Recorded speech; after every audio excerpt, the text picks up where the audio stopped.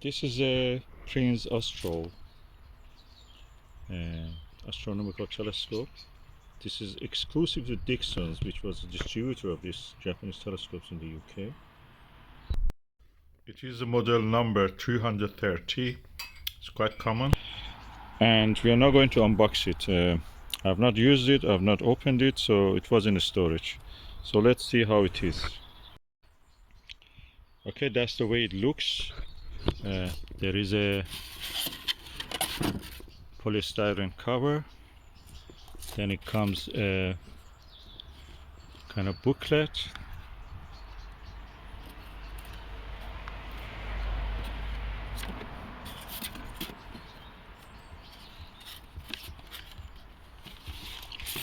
With a poster or kind of something like that. Oh, a moon map. So it does worth, all of this does worth this moon map. That's beautiful. And yet it's not finished. There is more publications here. There is another kind of poster again. Oh, that's interesting. Oh, that's the how the moon was explored. Beautiful, look at that. That's at least on its own £5 probably.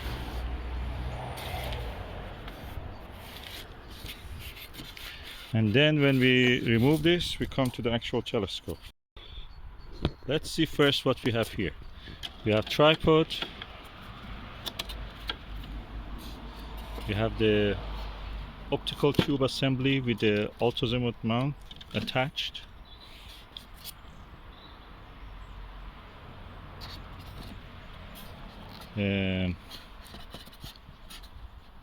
Yeah, we have the slow motion controls. We have a Barlow lens. We have a finder scope. We have eyepieces 15mm, 6mm, 25mm. And we have all the screws for setting up. This is a lovely, oh look at that, star diagonal. And that's the tray for putting the eyepiece. So let's just start with the setting up of the tripod. Okay, now I have set it up. I don't think it has been used because there was no scratch marks on anywhere on the polystyrene packaging of it. All the components are there, they're new, they have not been touched. So this is a really rare specimen. How it is that it has a Azimuth mount which works in the altitude with this.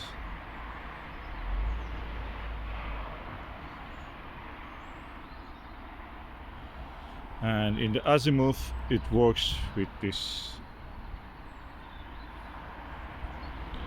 Simple design. It's a QC passed. Focal length is 110mm. Usually there are focal length 710mm. Usually there are 700. And the diameter objective is 60mm, made in Japan. And I can say that this is a good quality because there is a screw. It's a later model. There is a screw for the diagonal, also a screw for holding, two screws actually, for holding the eyepiece. Eyepiece looks new, and the same with the viewfinder. I have to tighten it up.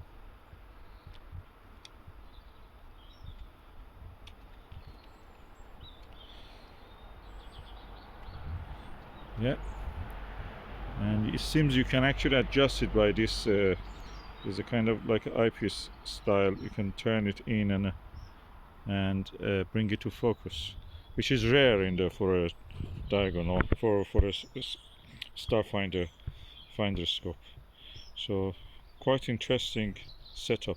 Let me just use it and see. First I will show you the lens.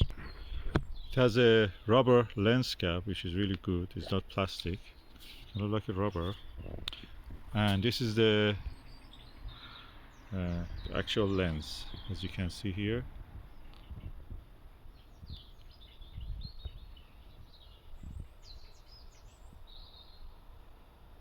Finder scope is 5 times by 24mm, which is adequate. I'm using now the Celestron Silvertop 26mm 1.25 inch eyepiece. I use it with a adapter on this telescope, so you can actually see how a modern eyepiece will perform on this. I think that is actually good. The clarity and resolution is nice on this. I can compare it with some of the best telescopes that I've used.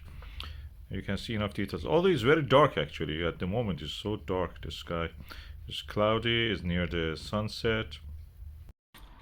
Overall I think it's a nice package. It's almost like new, so I'm looking forward to observe the Jupiter and the moon with this and see how it performs on that. And yeah, it has not been used, I must confirm. It has been just mint condition.